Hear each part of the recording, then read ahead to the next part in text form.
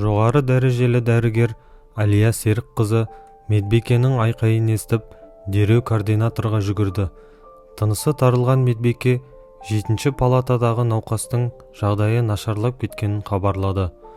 Олар бірге дәлізбен жүгірді. Әлия Серікқызы жүгіріп бара жатып, стетоскопты алды да, не болды екен деп, науқастың жағдайы жақсарып келе жатқан сияқты еді ғой, деп ойлады. 7-ші палатада дүрбелең болып жатты. Медбикелер науқасқа көмектесуге тырысты, бірақ мониторда түзу сызық пайда болды. Науқасты қайта тірілтудің барлық әрекеті нәтижесіз болды. Сағат 10:48-де өлім тіркелді.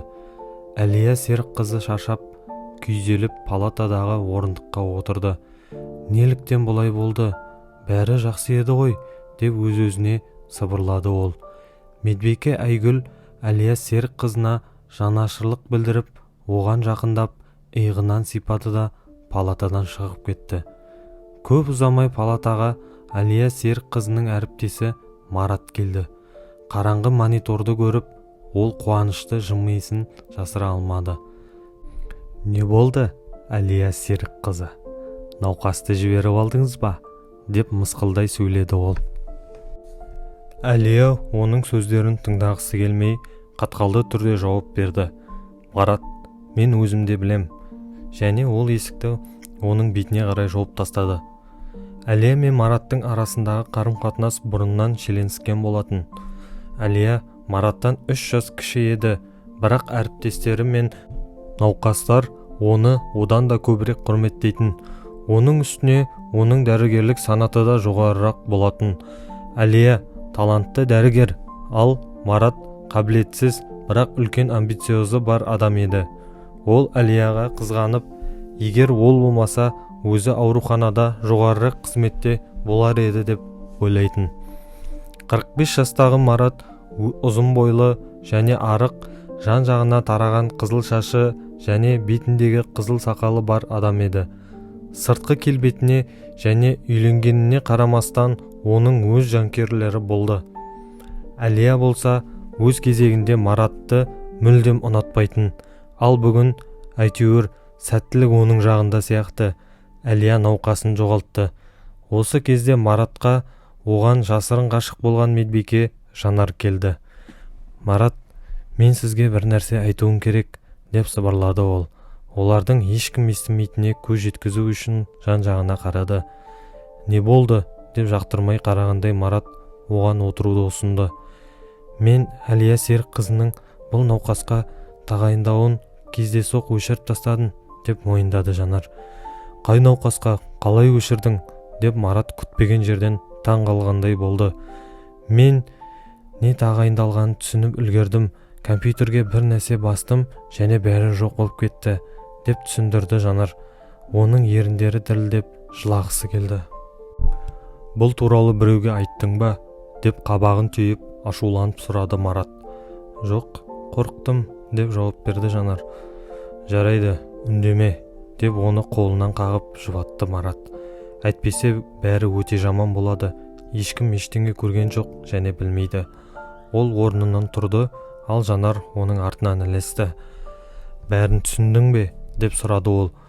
Оны өзіне қысып құлағына сыбырлап, «Егер біреу байқап қалса, мен саған еш көмектесе алмаймын». Жанар үндемеді, тек басын изеді.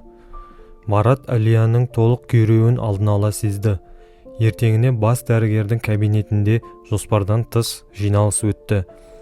«Кеше қайғылы оқиға болды», деп бастады бас дәрігер. «Біздің әріптестеріміздің немқұрайлылығы салдарынан жазылып келе жатқан адамның өмірі қиылды», деп ол Әлияға қарады. «Бұл қалай болғанын түсіндіре аласыздар ма?»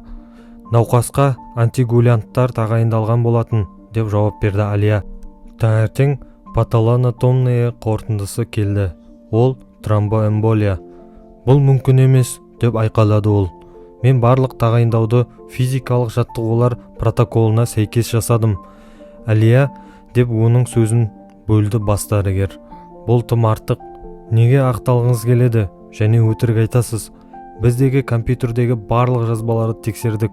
Онда антикоагулянттар және басқа тағайындаулар туралы ешқандай мәлімет жоқ. Мен қайталап айтамын, деп наразылықпен айтты Әлия.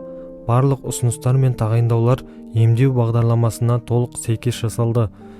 Сіз мұны сотта дәлелдейтін боласыздар, деп кесіп айтты бас дәрігер. Қолындағы басып шығарылған құжаттары бар папканы сілкілеп.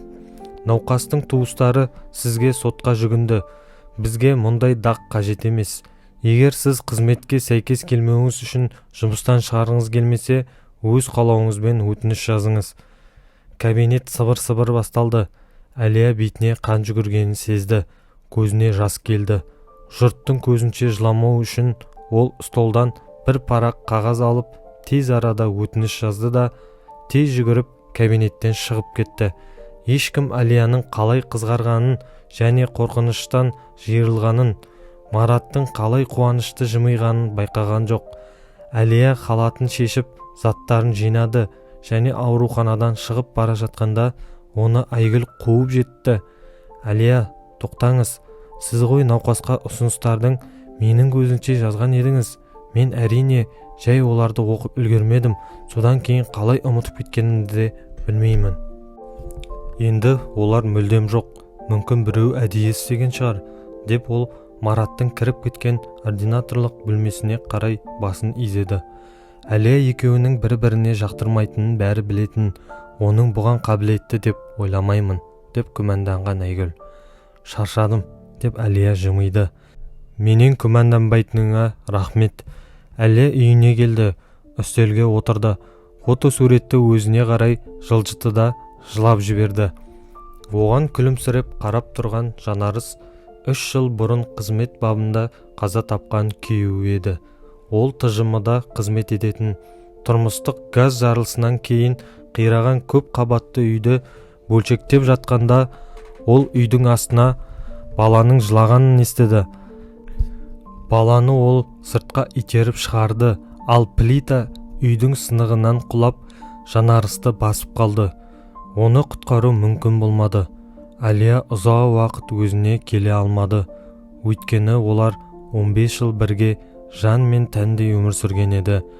Бір рет қана ұрысқанда, ол да жеңіл-желпі ғана еді. Күйеуі оған құтқарушы болып жұмысқа тұрғанын айтқанда, Әлия оны көндірмекші болды. Тіпті қойдырғысы келді. Бірақ күйеуі қатты мінезді еді. Әлия, біреулер адамдарды құтқаруы керек, деп қана айтатын ол. Және ол көнді. Бұл тақырыпты қайта қозғамады. Кешкісін Айгүл қоңырау шалып, айыптаушының тез әрекет еткенін, барлық құжаттарды дайындағанын және жақында сот отырысының күнін белгілейтінін хабарлады. Әлия, менің жақсы таныс заңгерім бар. Ол көмектеседі. Оның телефон нөмірін жіберемін. Сіз мұны осылай қалдыра алмайсыз. Көпшілік сіздің жағыңызда. Әлия оған алғысын айтты және заңгерге қоңырау шалып, онымен кездесуге келісті және барлық мән-жайды айтып берді.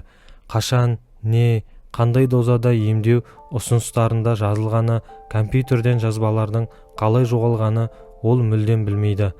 Жоғалуының себебі анық, деп заңгер оптимистік көңіл күйде болды. Мұны кімге керек болғаны басқа мәселе, біз анықтаймыз, уайымдамаңыз. Ол кеткеннен кейін Әлия соңғы жалақысынан қанша ақша алатыны есептеп шығарды. Ипотекаға алынған пәтер, жұмыстан шығарылуы және күйеуінің қазасы, сот шығындары, мұның бәрі оптимизм тудырмады. Ол қазір жақсы жұмысқа орналасуы екі талай екенін түсінді. Бұл сот өз пайдасына шешілсе де, ол бір нәрсе тауып, бірінші жалақысын алғанға дейін уақыт өтеді. Әлия пәтерді ұзақ мерзімге агенттік арқылы жалға беруге шешім қабылдады. Кем дегенде ипотеканы өтеу үшін. Әжесінен оған қала сыртында шағын үй қалған еді. Олар күйеуімен онда жиі баратын. Әлия барлығы реттелгенше сонда тұруға шешім қабылдады. Сотта барлық әріптестері болды. Медбике Жанар барудан бас тартты. Бірақ Марат оны көндірді. Себебі келмесе күдікті көрінетінін айтты. Науқастың туыстары сотты жеңіп шығатынын көңіл күйде болды. Айыптаушы бар күшімен тырысты. Әлия тағайындаулар жасамағанына өзі де сене бастағандай болды. Оның адвокаты сөйлегенше: «Сіздің мәртебелі сотыңыз», деді ол. «Алдымен мен сізге айыпталушының дипломдарын, сертификаттарын, мақтау қағаздарын ұсынуға рұқсат етіңіз. Бұл жоғары санатты дәрігер. Сіз қалай ойлайсыз? Мұндай маман қарапайым тағайындауды ұмытып кетуі мүмкін бе? Өйткені бұл дәрігердің күнделікті әрекеттері біріншіден. Ал екіншіден, біз клиника әкімшілігінің рұқсатымен деректерді қалпына келтіру мәселесі бойынша технический сараптама жүргіздік. Нәтижесінде мамандар науқасқа тағайындау және тиісті процедуралар туралы деректердің шынымен де жойылғаны туралы қорытынды берді. Ол жоғары сотқа жақындап қағаздарды берді. Үшіншіден, деректерді өшірген адамның кім екені анықталды, деп адвокат Жанарға көз жүгіртті. Медбике қорқыныштан бозарып кетті. Шындық ашылған кезде бәрі өз орнына келді. Әлиядан барлық айыптаулар алынып тасталды. Бірақ ол бұл клиникаға енді қайтып оралмады. Онда адалдық пен біліктілікке оңай күмәнмен келтіретін жерде жұмыс істей алмады. Медбике өз қалауымен жұмыстан шығып кетті. Марат әріптестерінің көрушілігіне шыдай алмай, Жанар олардың әңгімесі туралы айтқаннан кейін ол да өз қалауымен жұмыстан шығу туралы өтініш жазды. Агенттікпен келісімшарт жасасқаннан кейін Әлия пәтердің кілтін қалдырып әжесінің үйіне кетті. Электричкамен соншалықты ұзақ жол жүрмегелі көп болған еді. Соңғы рет мұндай жағдай 3 жыл бұрын қайғылы оқиғаның алдында болған. Әлия терезеден қарап, сол күнді есіне түсірді. Ол железнодорожныйға жүгіріп келді. Электр пойызы тұрған еді және міне жөнелгелі тұр. Жанарыс бірінші кірді де оған қолын созды. «Сіз таңертең азырақ тамақтандыру керек еді», деп күлді ол. Оны есік алдына сүйреп шығарып жатып: «Сен ару сияқты ауырлап кеткенсің». Ол оған тілін көрсетті де вагонға жүгіріп кіріп бос орындыққа отырды.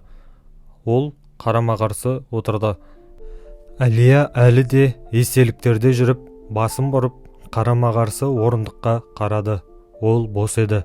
Бірақ сол жерге капюшоны бар үлкен толстовка киген адам отырды. Капюшон бетін жасырып тұрды. Бірақ бейтаныс адам басын бұрған кезде Әлия «Жанарыс» деп сыбырлады. Көзі қараңғылап, құлағы шуылдап, Әлия есінен танып қалды. Ол бірде күрт оянады. Ол орындықта жатты. Біреу оның басының астына жұмсақ нәрсе қойыпты. «Сізде бәрі жақсы ма?» деп оған күйеуі еңкейді. Әлия дірілдеп, көзінен жас ағып, айқайлап, оның кеудесіне жұдырықтап ұрды. Ол есінен адасып бара жатқандай сезінді. Қалай болуы мүмкін? Ол оның жерлеген табыттың жанында тұрған көрге топырақ салған. Енді ол одан бері жақсы ма деп сұрайды. Ол Әлияны ұстап, оны тыныштандырмақшы болды. Бірақ оның жылағаны мен көз жасы тоқтамады. Электричка керекті станцияға келді. Шығу керек еді. Бірақ оның аяқтары тыңдамады. Бүкіл денесі әлсіреп қалды. Тұруға әрекет жасады. Бірақ бірден қайта құлады. «Сіз осы жерден шыққыңыз келе ме?» деп түсінді ер адам. Ол Әлияны көтерді. Оның басының астына қойған толстовкасын алды және оны вагоннан шығарды. «Сізге қайда бару керек? Мен сізді шығарып саламын», деп айтқан кезде оның қайтадан истерикаға ұшырайтынын күтпеген еді. Неліктен оған мұндай реакция болғанын түсінбеді. Сен өлдің», деп оның басын, шашын, бетін сипалады. «Неге сен мені осылай жасадың? Жанарыс, сен білмейсің бе? Мен сенсіз өле жаздадым. Мені Қайрат деп атайды. Сіз мені біреумен шатастырып жүрген сияқтысыз», деп оған жауап берді. «Міне, қараңыз». Және ол оған төл құжатын көрсетті. Қолы дірілдеп, ол ашуға мәжбүр болды және керекті бетін көрсетті. Онда Қайрат Нұржан Әлиұлы деген жазу көрді. Әлия бірінші соққыдан әлі есін жимағанда оны екінші соққы қуып жетті. «Міне, алыңыз», деді Қайрат. Бұл Жанарыс емес еді. Бірақ ол ақымақ емес еді. Мен оның көздері мен жақ сүйектері, иегіндегі тесігі, ал тыртық қайда? Жанарыс бала кезінде күрекке құлағанын және тыртық өмір бойы қалатынын айтқан еді. Бірақ қазір оның иегінде тесіктен басқа ештеңе жоқ еді. Әлия оны мұқият қарауды жалғастырды. Әрине, енді бәрі түсінікті болды. Бұл Жанарыс емес, бірақ ол 2 тамшы судай ұқсас еді. Сізді шығарып салайын, деп оның қолынан ұстады. Қайда бару керектігін айтыңыз. Олар әжесінің үйіне жетті. Сізден өтінемін, кіріңіз, деді Қайрат. Әлия әлі де жылап жатқан еді, бірақ ол тынышталып, байланыстырып сөйлей алатын болды. Мен сізге бір нәрсе көрсеткім келеді, деді Әлия. Олар үйге кірді. Мұнда бәрі Жанарыспен соңғы келгендерін еске түсірді. Столдағы кружкалар, плитадағы шәйнек, креслоның жанындағы оқылмаған кітап, тумбочка. Әлия әжесінің сервантынан күйеуінің фотосын суретін алып Қайратқа берді. Қонақ абдырап қалды. Фото суреттегі адам ол еді. Бұл қалай болуы мүмкін, деп ойланып сөйледі ол. Оның ата-анасы кім? Әкесі ерте қайтыс болған. Ол анасы қалада тұрады. Біз онымен жиі көрсеміз. Басқа аға қарындастары жоқ. Бізде де бұрын осы қалада тұратынбыз. Анам маған айтқан. Мен туылғаннан кейін көп ұзамай көрші қалаға көшіп кеттік. Әкем жаңа қызметке ие болды. Жақсы жерден кетуге мәжбүр болдық. Ал бұл сіздің жұбайыңыз ба? Деп сұрады Қайрат. Иә, бұл Жанарыс, деп Әлия барлығын айтып берді. Олар стол басында отырып, фото суреттерді қарастырып, Әлия сөйлеп жатты. Ол үнемі оның қарсысында Жанарыс отырғандай сезінетін. Сіз қашан туылдыңыз? Деп сұрады Әлия. Қайрат жауап берді. Және оның көзінен жас ағып кетті. Менің туған күнімде Жанарыстікімен бір күнде, деді Қайрат. Бұл одан да көп сұрақ тудырды. Сізде оның заттарынан қалған ештеңе жоқ па? Деп сұрады Әлия. Менде бір ой пайда болды. Қайрат жігерленді. Көйлектері бар, деді Әлия орнынан тұрып. Шкафқа қолын созды. Жоқ, одан да жеке нәрсе. Тіс щеткасы, тарақ. Иә, тарақ бар, және щетка да осында. Әлия қол жуғышқа жүгіріп барды. Онда стаканда олардың тіс щеткалары бар стакан тұрды. Ол қайтадан күрсініп, Жанарыстікін алды. Ал қайтып келе жатып, тарақты да ала кетті. Міне, бірақ сізге бұл не үшін керек? Деп ол қонаққа таңдана қарады. Және оған қайтадан Жанарыс жанында отырғандай, және оны келемеждеп түр көрсетіп отырғандай болып көрінді. Түсінесіз бе? Менде кейбір күдіктер пайда болды, деп ол қайтадан Жанарыстың фотосуретін қолына алды. Сізден уақытша ала тұруға рұқсат етесіз бе? Қайтарып беруге уәде беремін. Ол басын изеді. Тек міндетті түрде қайтарыңыз. Қайрат орнынан тұрды. Әлия сағатқа қарады. Сіз қазір қайда барасыз? Соңғы электр пойыз 20 минут бұрын кетіп қалды. Менің кесірімнен сіздің кешіккеніңіз ыңғайсыз болды. Қаласаңыз, мен сізге әжемнің бөлмесінде төсек салып берейін. Ертең кетерсіз. Егер бұл сізге қиындық тудырмаса, мен сіздің ұсынысыңызды пайдаланар едім. Бүгін тым енді кеш болды, деп ол күлімсіреді, Жанарыс сияқты. Олар үстел басында түнге дейін отырды. Қайрат өз өмірі туралы айтып берді. Ол Жанарыс туралы айтты. Екеуі де бұрыннан бері танысқандай сезім болды. 2 апта өтті. Әлия ауылдағы үйде тұрды. Онда бұрыннан дәрігер болмаған еді, және оны құшақ жая жұмысқа қабылдады. Күндіз ол шағын кабинетте науқастарды қабылдады. Кешке пеш жақты, оттың қалай шытырлағаны тыңдады, және кітап оқыды, және де күтті. Ашыңыздар, қонақтарды күтіп аламыз. Бір күні кешке есік қағылды. Босағада гүл шоғы және үлкен сөмкемен Қайрат тұрды. Бұл сіз, мен сіздің қайтып келмейтініңізден қорқа бастадым. Бірақ мен уәде бергенмін, деп ол оған гүлдерді ұсынды. Сөмкені үйге кіргізді, және одан азық-түліктерді шығара бастады. Не үшін сіз? Менде бәрі бар ғой. Әлия мұның бәріне қап, не болып жатқанын түсінбеді. Әйел, біреу үйге азық-түлік әкелуі керек, деп ол оған көзін қысты. Ол дірілдеп кетті. Жанарыс та оған осылай әзілдегенді жақсы көретін. Содан кейін Қайрат оған бір оқиғаны айтып берді. Бір ауылда ерлі зайыптылар тұрды. Олар бала көтерейін деп жүрген еді. Тіпті 2 бала.